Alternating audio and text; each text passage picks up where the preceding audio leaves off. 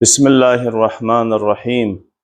Velhamdülillahi Rabbil alemin. Vessalatu vesselamu ala seyyidina ve nebiyyina Muhammedin ve alihi teyyibine tahirin. Ve la'nud daimu ala a'daihi mecma'in. Minel evveline vel ahirin. Amin ya Rabbel alemin. Amma ba'd. Rabbi şrah li sadri ve yessir li emri. Vahlul uqdeten min lisani yafkahu qavli. Sadakallahul aliyyul azim. Allahümme vaffikna bittefhim ve tefahhum ve allimna ma la na'lam inneke vasi'un alim. Biz keçən dərsimizdə Quran-ı Kərimin Fussilet surəsinin 53-cü ayəsində qalmışdıq.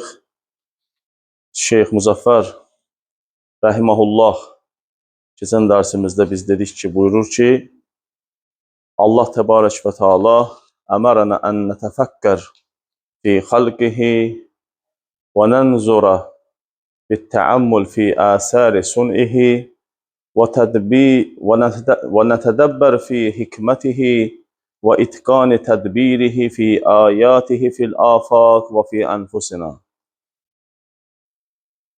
Şeyx Müzəffər Rəhməhullah buyurur ki, Allah bizə fikirləşməyi, yaratdıqları haqqında fikirləşməyi, onun yaratdıqları əsərlər haqqında təəmmül edib nəzər salmağı, yaratdıqlarına nəzər salmağı buyurur və onun necə də dəqiq və nizam, intizam, hikmət çərçivəsində həm üfüqlərdə, həm canımızda yaratdıqlarına nəzər salmağımızı buyurur. Və Fussilet surəsinin də 53-cü ayəsində buyurur ki, Bismillahirrahmanirrahim. Sənurihim ayatina fil afaqi və fi anfusihim hətta yətəbəyyənə ləhum ennəhul haqq. Biz tezliklə ayələrimizi, nişanələrimizi üfüqlərdə və insanların öz canlarında qoyacağıq ki, ta ki insanlara ayan olsun, bəyan olsun ki, Allah haqdır. Və keçən bəhsimizdə dedik ki, biz bu ayənin üzərində biraz dayanıb və söhbət eləyəcəyik. Çünki bu ayənin üzərində dayanmaq lazımdır. Çünki Allah Təbarəkə və Teala burada bizə təəmmül eləməyi, fikirləşməyi buyurur. Çünki biz dedik ki, Allahın yaratdıqlarına baxmasaq və onlara nəzər salıb onlar haqqında fikirləşməsək, heç bir zaman həqiqətlərə yetişə bilmərik. Bugün Allahın bizdən istədiyi məsələlərdən biri Fussilet surəsinin 53-cü ayəsində üfüqlərə baxmağımızdır və canımıza baxmağımızdır.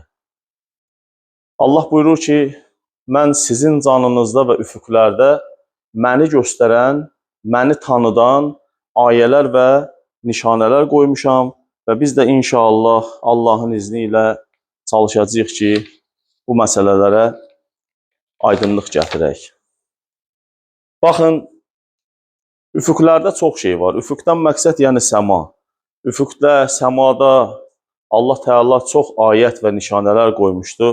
Necə ki, biz keçən bəhsimizdə danışanda o ayələri zikr elədik ki, Allah buyurur ki, İnnə fi xalqis səmavati vəl ard və ixtilafil leyli vən nəhar ləayətin liqovmin yəqilun.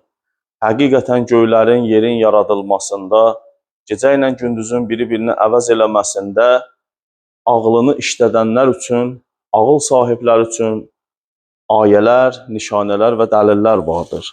Ona görə Allah Teala buyurur ki, üfüqlərdə olanlara baxın. Bugünkü mövzumuzda mən üfüqlərdə olan bir həqiqət haqqında danışmaq istəyirəm. Hansı ki, bizim yaşamağımız üçün, bitkilərin yaşaması üçün, ağacların yaşaması üçün Allahın üfüqlərdə qərar verdiyi, Allahı göstərən, Allahın elmini, Allahın varlığını göstərən və onun bir tədbir sahibi olmasını göstərən bir məsələni inşallah sizə əzizlərə çatdırıram. Onun adı azon təbəqəsidir. Əzizlər, azon təbəqəsinin özünə məxsus funksiyaları vardır ki, əgər azon təbəqəsi olmasa, yer üzündə bir dənə nə canlı qalar, nə bir bitki qalar, nə bir ağac qalar. Azon təbəqəsi yer atmosferindən təqribən 15, 10 və yaxud da 50 kilometr uzaqlıqda yerləşir. 10 və yaxud da 50 kilometr yer təbəqəsindən ucada yerləşir və bu ucalığının məsafəsidir. Azon təbəqəsinin qalınlığı isə təqribən 15 və 35 kilometr məsafə qalınlığındadır azon təbəqəsinin. 15 və 35 kilometr təqribən məsafə qalınlığındadır. Həmin qalınlıqla 15 və yaxud 35 kilometr qalınlıqla azon təbəqəsinin funksiyası nədən ibarətdir? Azon təbəqəsinin birinci funksiyası ondan ibarətdir ki, günəşin istiliyindən əlavə yer kürəsinə günəşin şüaları saçır və həmin şüalar 3 qismə bölünür. Biz onlara ultrabənövşəyi şüalar deyirik. O ultrabənövşəyi şüalar 3 qismə bölünür. Ultrabənövşəyi şüaların B qismi var, C qismi var və A qismi var. B, C, A. Bu şüaların hər birinin özünə məxsus qismləri var. Bunların içərisində insan həyatı üçün bunun üçü də zərərlidir. Amma ən zərərli olan A və daha doğrusu B və C ultrabənövşəyi şüalardır ki, əgər o şüalar birbaşa yer üzünə gəlsə, azon təbəqəsi olmadan, diqqət eləyin, azon təbəqəsi olmadan, əgər o şüalar birbaşa yer üzünə gələrsə, insanın dərisini yandırar, yəni insanın dərisini yandırıb çox insanın ətinə kimi daxil olub yandırar və bitkilər, ağaclar yer üzündə bir dənə canlı bitki, ağac qoymaz qalsın. Bu azon təbəqəsinin funksiyalarından biridir. Deməli, azon təbəqəsi günəşin yer kürəsinə gələn o zərərli şüalarını özündə udur, saxlayır və yer kürəsinə o şüaların zərər verməsinə icazə vermir azon təbəqəsi. İkincisi, birinci funksiyası dedik nədən ibarətdir? Ultrabənövşəyi şüaların zərərlərindən yer üzündəki canlıları qoruyur. Həm insanları, həm hərəkət edən canlıları, həm də hərəkətsiz canlıları, yəni bitkiləri, ağacları, çiçəkləri qoruyur.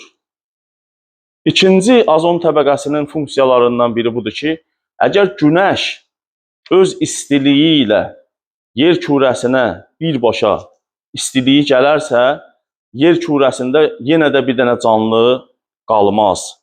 Azon təbəqəsinin ikinci funksiyası ondan ibarətdir ki, o günəşin yüksək hərarətli istiliyini udur, yüksək hərarətli istiliyini saxlayır və yer kürəsinə lazım olan qədər istiliyi buraxır. Bir növ filtr rolunu oynayır azon təbəqəsi. Düzdür, astronomiya elmində yer kürəsinin qalxanı Yupiteri deyirlər.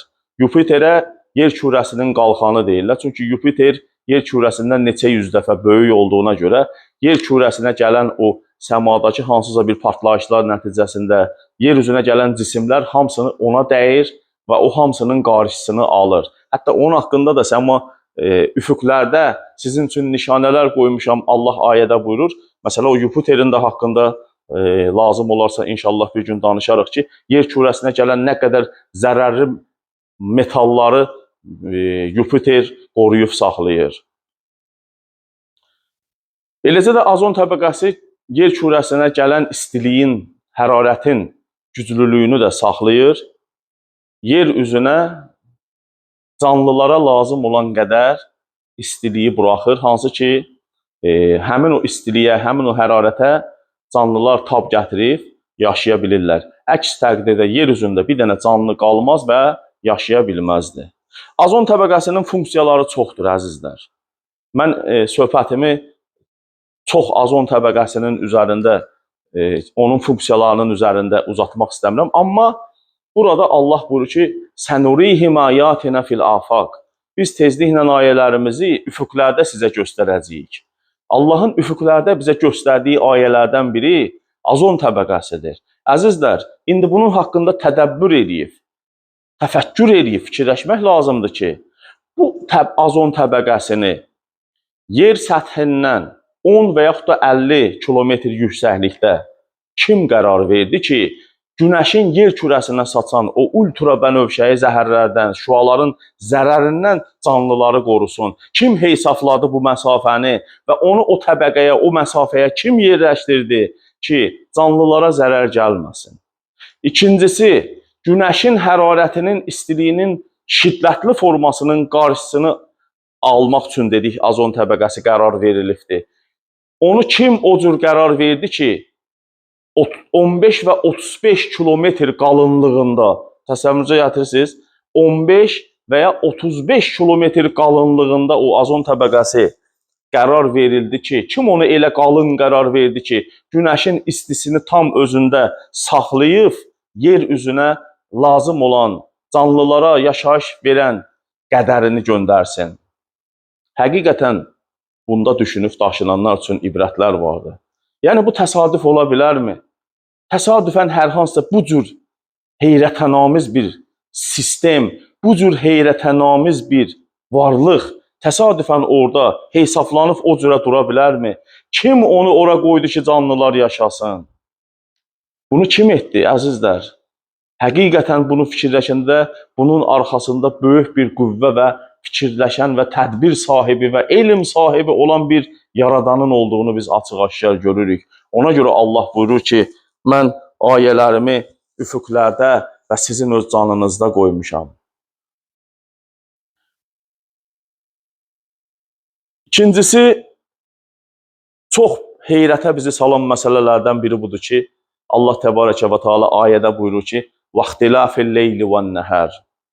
Gecə ilə gündüzün biri-birini əvəz eləməsində sizin üçün, düşünən insanlar üçün ibrətlər vardır. Gecə ilə gündüz bir-birini əvəz eləməsində. Allah bizim zehnimizə salır ki, bir düşünün ki, niyə gecə ilə gündüz olur? Və o gecə ilə gündüz nədən yaranır? Səbəb nədir ki, gündüz gedir, gecə gəlir, gündüz gedir? Gecə ilə gündüzün dəyişməsində Allahu Təbarəkə və Teala buyurur ki, sizin üçün, düşünüb daşıdanlar üçün, ağlını işlədənlər üçün ayələr və ibrətlər vardır. Əzizlər, həqiqətən də çox heyrətənamiz bir şeydir ki, baxın, varlıq aləmi elə bir nizamla, elə bir sistemlə qurulubdur ki, dəqiqliklə. Gecə ilə gündüzün yaranması, yəni xülasə şəkildə deyim ki, yəni bu astronomiya elmində açıq-aşkar bilinən bir məsələdir. Hətta orta məktəbdə belə astronomiya dərslərində keçirilən bir sadə, primitiv bir məsələdir ki, biz bilirik ki, yer kürəsi kürə şəklindədir. Yəni bunu artıq biz, bütün elm, bütün dünya əhli sübut eləmişdir ki, yer kürəsi kürəvi şəkildədir. Yəni tam yumru deyil, bir növ biraz yumurta fason bir şəkildədir yer kürəsi və əyri və yumru şəkildədir. Və yer kürəsi Günəşin ətrafında fırlanır, bunu da bilirik. Ay ilə bərabər Günəşin ətrafında fırlanır. Sual, indi o gecə ilə gündüz məsələsinə gələcəm. Gəlməmişdən qabaq bunu deyim ki, yer kürəsini fırladan səbəb nədir? Yer kürəsi niyə fırlanır? Adını nə qoysan qoy, cazibə və dafiyədir, maqnit sahəsidir. Nə deysən de adını, əsas nəticəyə baxırıq. Nəticə nədir? Nəticə odur ki, yer kürəsi fırlanır. Sual, yer kürəsini kim fırladır?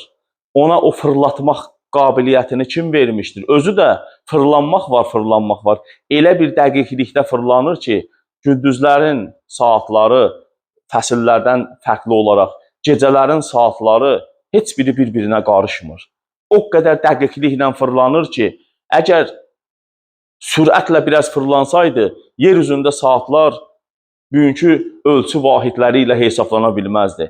Əgər daha da ləng fırlansaydı, bu günləri yenə yer üzündə vaxt ölçüsü bugünkü kimi hesablana bilməzdi. Kim ona dəqiq fırlanmaq surətini, dəqiq hərəkət eləmək surətini veribdir ki, tam bir nizam çərçivəsində fırlanır yer kürəsi. Desəz ki, öz-özünə baş verdi. Desəz ki, bu səbəbsiz baş verdi. Bu əsla mümkün bir şey deyildir, əzizlər. Ona görə ki, heç bir iş səbəbdən xali deyildir. Hər bir işin arxasında bir səbəb vardır.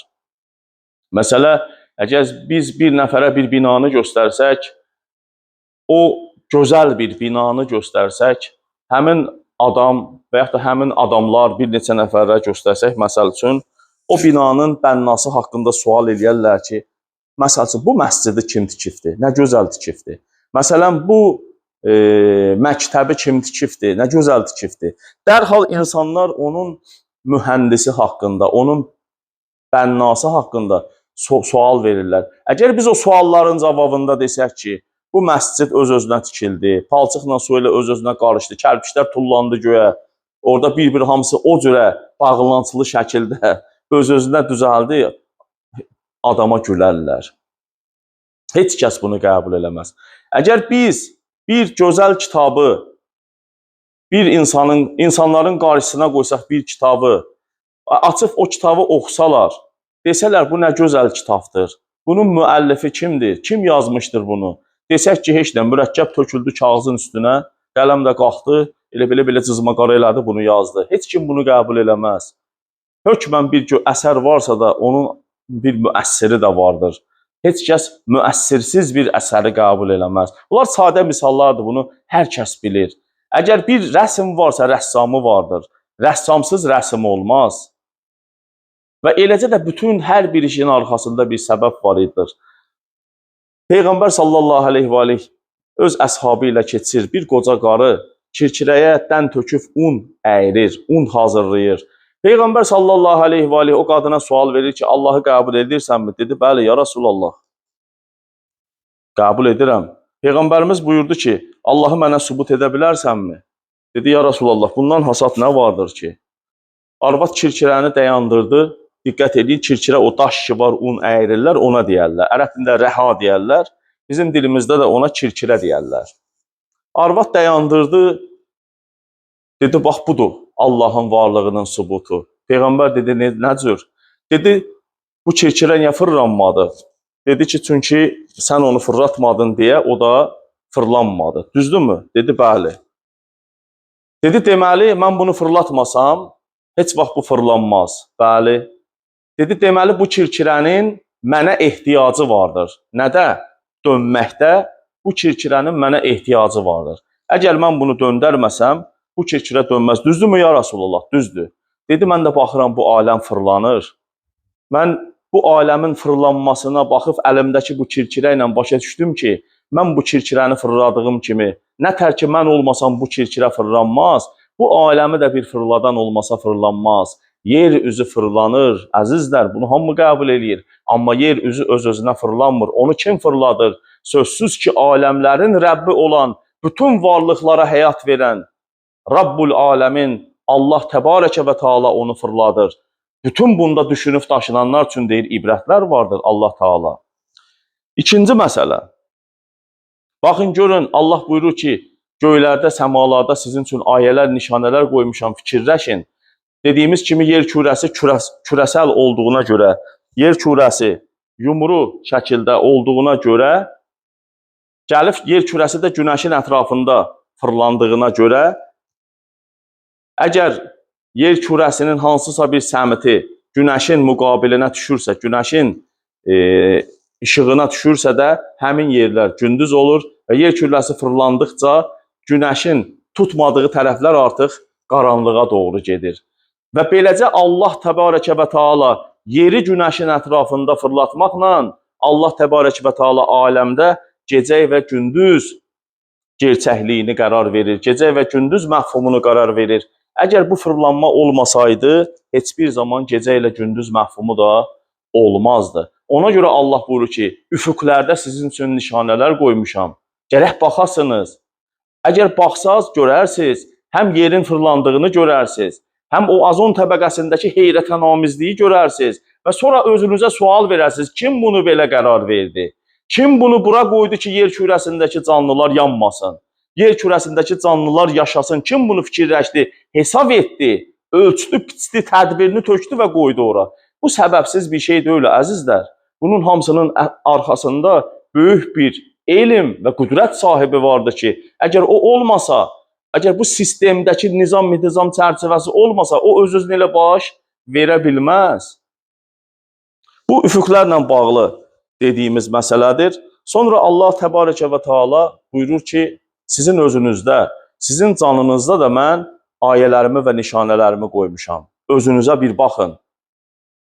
Əzizlər, bizim həqiqətən bədənimizdə o qədər bizi təəccübə salan, heyrətənamiz bir proseslər vardır ki, Allah şahiddir ki, insan baxdıqca insanın imanı daha da artır. Baxın, mən sizə bir dənə misal gətirim. Allah bizim canımızda həm bioloji, həm də mənəvi ayələr və dəlillər qoymuşdur. Bioloji budur ki, yəni cismimizin formalaşması nə cür olmuşdur, nə cür başlayır, insan ana bətnində nə cür formalaşır. Onu Allah Quran-ı Kərimdə buyurur ki, biz insanı ilk öncə torpaqdan yaratdıq. Sonra o torpağı ata belində nütfəyə çevirdik. Sonra o nütfəni ana rəhmində qərar verdik. Evlilik vasitəsilə ana rəhmində qərar verdik. Sonra o nütfə ana rəhminə düşdükdən sonra, təqribən bir neçə gün keçdikdən sonra onu biz laxtalanmış qan halına saldıq.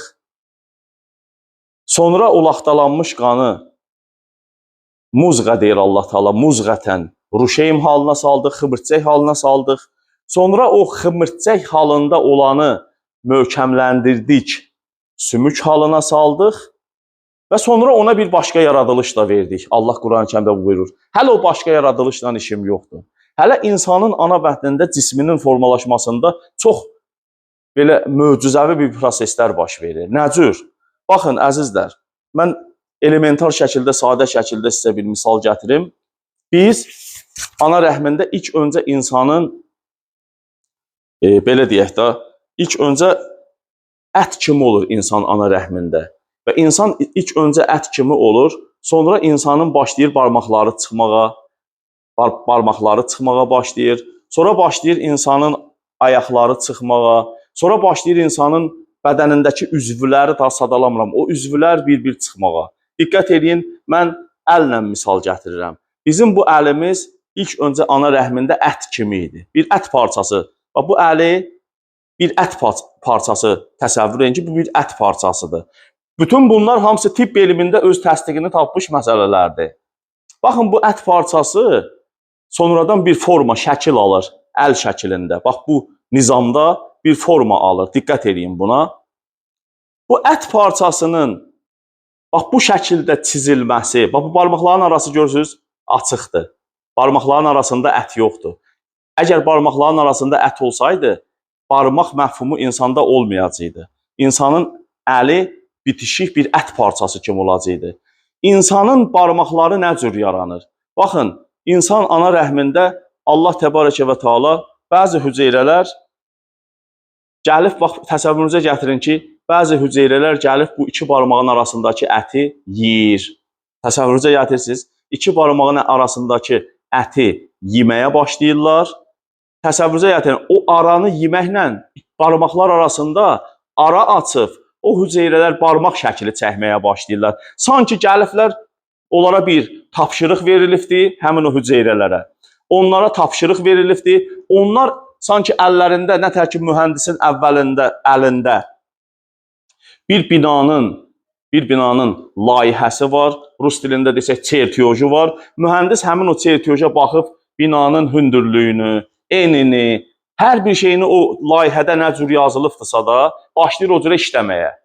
Baxın, həmin bu hüceyrələrin də əlində bir layihəsi var. Onlar nə edirlər? Onlar həmin o ət parçasında olan Yerin başlayırlar aralarını yeməyə, belə deyək. Aralarını yeyirlər, insanda əl və barmaq məfhumu başlayır. İndi sual olunur. O hüceyrələr kim öyrətdi onlara ki, bu aradakı boşluqları yeyin? Niyə mənim bu barmağımı yeməyə başlamadılar? Zaten o hüceyrələr ət yeyəndir da, belə deyim sizə loru dildə. O hüceyrələr ət yeyəndilər. O ət yeyən hüceyrələr niyə bu barmağımın üstünün ətini yemədilər? Gəldilər bu barmağın arasındakı boşluq ətləri yeməyə başladılar. Hətta insanın bədəninin forması, yaranması və yaxud da bu qolumuz və bədənimiz, qolumuz bədənimizə bitişik idi ana bətnində. Həmin o hüceyrələr bu aranı yeməklə qoltuq altı boşluğu yarandılar. Bu əl yarandı. Əzizlər, bütün bunlar hamısı sizcə təsadüfən baş verə bilərmi? Bu dediyim kimi barmağı yemədi, barmağın arasını yedi. Barmaq şəkli yarandı. Qol, ayaq şəkli yarandı. Qulaq, burun, hər biri nizam, intizam çərçivəsində, hətta ana bətnində bu proseslər gedəndə, bunun haqqında adam fikirləşəndə Allaha insanın imanı daha da artır ki, Allah sən nə qədər qüdrətlisən, sən nə qədər alimsən, sən nə qədər bilik sahibisən, sənin elminin qarşısında bütün varlıq aləmi heyran qalır, baş əyir. Bizim canımızda Allah deyir ki, ayələr qoymuşam. Ayələrdən biri bu söylədiyim, əzizlər. Bizim bədənimizin ana bətnində formalaşma şəkili. Və o formalaşma şəklinin içindəki bu dediyimiz proseslər ki, nə cür burada incəliklər var, nə cür burada dəqiqliklər var ki, o dəqiqliklərlə insan şəkli ana bətnində şəkil almağa başlayır. Sonra bizim canımızda Allah əleyhissalam buyurur ki, ətəzəmu ənnəkə cirmun səğir. Ey insan, sən özünü kiçik bir cisimmi hesab eləyirsən? Sən elə hesab eləyirsən ki, sən bir balaca varlıqsan, yəni zəif bir varlıqsan. Əleyhissalam gözəl bir söz deyir. Deyir, təcəlallahu fikə aləməl kəbir. Allah sənin batinində böyük bir dənə aləm yaradıbdır. Kaş ki, o aləmi oxuya biləydin. Özünü kiçik bir şey zənn eləmə, özünü kiçik bir cisim zənn eləmə. Allah sənin batinində böyük bir aləm yaradı. O böyük bir aləmdən biri, bax, izah elədiyim bu bədənimizin formalaşmasıdır. O böyük bir aləmlərdən biri nədir? Baxın, əzizlər, ağzımızdakı, gəlin tiş sisteminə baxağın. Allah buyurur ki, sizin canınızda mən ayələr və nişanələr qoymuşam. Gəlin ağzımızdakı tiş sisteminə baxaq. Qabaq dişlərimiz kəsicidir. Mişar dişlər deyirik də qabaq dişlərimizə. Diqqət edin. Gözəlliyə baxın, əzizlər. Bunun üzərində bir rəssam işləyibdir. Bunun üzərində bir mühəndis işləyibdir. Bu heç vaxt öz-özünə bu cürə ola bilməz.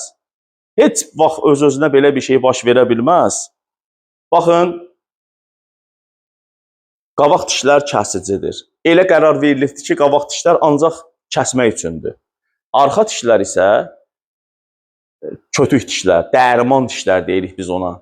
Əgər o dişlər olmasaydı, arxa dişlərimiz, biz yediklərimizi elə dişləyib, yekə tikələrlə uda bilərdik və o yekə tikələr boğa bilərdi bizi.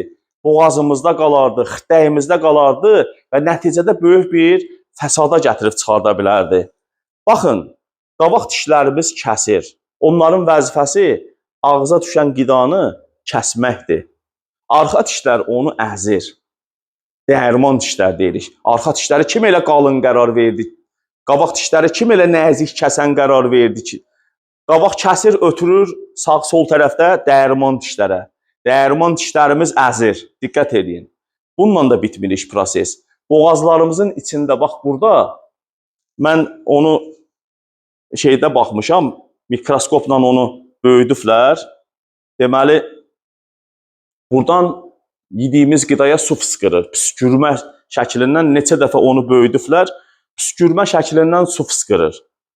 Nəyə? Həmin o yediyimiz qidaya, ağzımızda o dərman dişlərin əzdiyi qidaya buradan su püskürür. Onu ısladır, yumuşaldır. Niyə? Çünki bizim boğazımız, bu boğaz damarımız içəri selihlidir. Selihli yəni suludur. Ora bir quru şey düşsə, o boğaz damarlarının divarlarını cıra bilər, zədəliyə bilər. Ona görə buradan da su fıskırır o yediyimiz qidalara. Özü də çox da təəccüblüdür.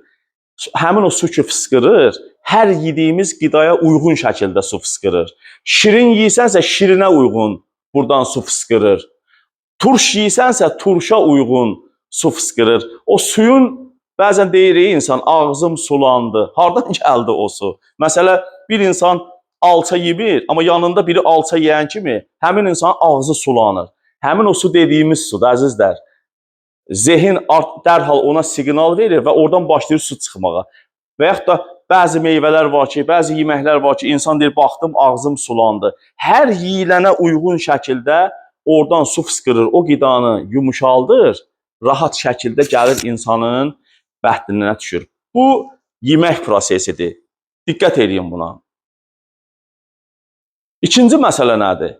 Bunu da deyirəm, söhbəti çox uzatmıram. Çünki bu mövzuda biz saatlarla, günlərlə, Allah şahid ki, danışsaq qutarmaz.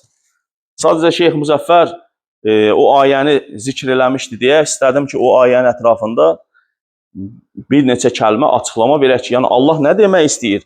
Dərs ümumiyyətlə o demək deyil ki, oxu üzündən get.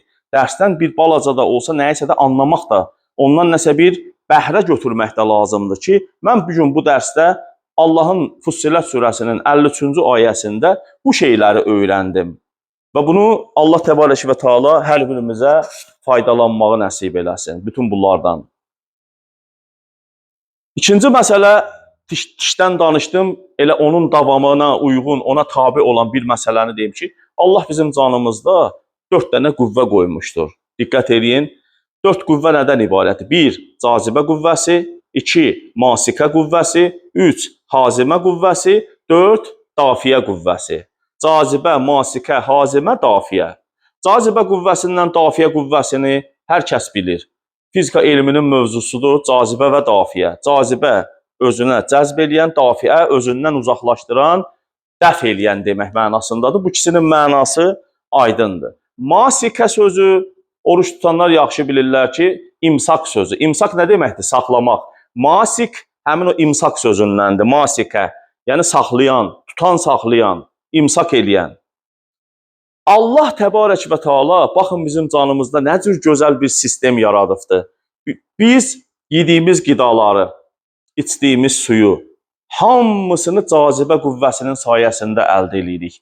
Əgər Allah Teala bizə cazibə qüvvəsi verməsəydi, yəni cəzb eləmək, onu istəmək hissini verməsəydi, insan heç bir şeyə əlini atıb nə yeməzdi, nə içməzdi. İnsana onları istəmək qüvvəsini verən Allah adını biz cazibə qoymuşuq. Cazibə sayəsində insan bir şeyi yemək istəyir, bir şeyi içmək istəyir. Tamam, insan cazibə qüvvəsindən fərz eləyək ki, çörəyi götdü cazibə qüvvəsindən, qoydu ağzına. Tiş məsələsini danışdıq. Tiş fabrikası da öz işini gördü. Tiş bir zavoddur, fabrikdir insanın ağzında. Kəsir, əzir, suluyur, ısladır, presləyir, sonra göndərir. Göndərdi. Göndərən kimi yediklərimizi boğazımıza atan kimi onu orada bir dənə tutub saxlayan lazımdır. Əgər onu orada tutub saxlayan olmasa, yediklərimiz elə buradan ağzımıza qoysaq, bir turbanı gözünüzün qabağına gətirin, bir turba kimi şəklində olsa belə yumuru, buradan ağzımıza qoysaq, oradan da getsə düşsə, insan bədəni həmin qidadan bir şey götürməsə, bu zaman insan bədəni yaşaya bilməz və həlak olar. Cazibə qüvvəsindən biz yeməyi cəzb edirik. Sonra ikinci gəlir masikə qüvvəsi. Masikə dedik nədir? Tutub saxlayan. Həmin o masikə qüvvəsi də tutub saxlayır. Yaxşı, nə qədər saxlasın bu burada? Və insan gənə istəyir, gənə yeyir. O nə qədər tutsun? O saxladığını tutub saxlasa, insan boğular. İnsan boğular və insanın mədəsi partlayar. Nə qədər insan tutub saxlaya bilər? Baxın, ikinci masikə qüvvəsi işə girir. Saxladı. Yediyin qidanı tutdu, saxladı. Üçüncü hazimə. Biz də həzm deyirik. Üçüncü hazimə qüvvəsi işə girir. Nə edir? Həzm nə deməkdir? Ümumiyyətlə, bəzən insanlar danışanda deyir, mənim həzmim yaxşı deyil. Həzm sözünün mənası budur ki, həzm insan bədəninə lazım olan qədər qidanı, həmin o hazimə qüvvəsi, o bir qüvvədir. Allah onu bədənimizdə qoyubdur. Həmin o hazimə qüvvəsi, masikə qüvvəsinin saxladığından bədənə lazım olan miqdarını götürür, bədənə verir. Orada sonra qalır o artıq. O artıq orada qalıb yığılsa, insan həlak olar. Bu zaman dördüncü dafiyə qüvvəsi işə girir. İnsanda o yığılan o artıqları dəf eləyir və insan bədənindən xaricə çıxardır. İndi bu sistemi kim bu cürə qurubdursa, baxın, dişdən gəlin bu dediyim sistemə. Bu bir təsadüf nəticəsində belə bir dəqiq nizam, intizam təsadüf nəticəsində baş verə bilər əzizlər. Kim bunu belə türklər deyir, tasarlamışdır ki, həm diş qabaqlar kəsir, arxalar əzir, boğazdan da ora su fışqırdır, sonra ağzına atır. Atanda onu biri orada tutur, saxlayır. O biri gəlir oradan lazım olan qədərini götürür, o biri də gəlir artığını vurur bədəndən çölə çıxardır. Əməlli başlı işçilər var orada. Bədənimizdə işlər görürlər. Dayanmadan hələ öz vəzifəsini yerinə yetirir. O aləmdir. Ona görə Əli əleyhissalam deyir ki, özünü kiçik sayma. Sənin daxilində böyük bir aləm var. Əgər daxilindəki o aləmi oxuya bilsən, sən Allahı tapacaqsan. Sən varlıq aləminin ən kamil insanlarından olacaqsan. Və Rəbbimiz bizi Fussilet surəsinin 55-ci ayəsində buna dəvət edir ki, biz tezliklə ayələrimizi, nişanələrimizi sizin öz canlarınızda göstərəcəyik ki, ta Allahın haqq olduğunu biləsiniz. Bugün dərsimizdə bu ayənin şərhi haqqında danışdım deyə vaxt çox getməsin. Gələn dərsimizdə inşallah mətndən oxuyacağıq. Vəssalamu aleykum və rəhmətullahi və bərəkatuhu.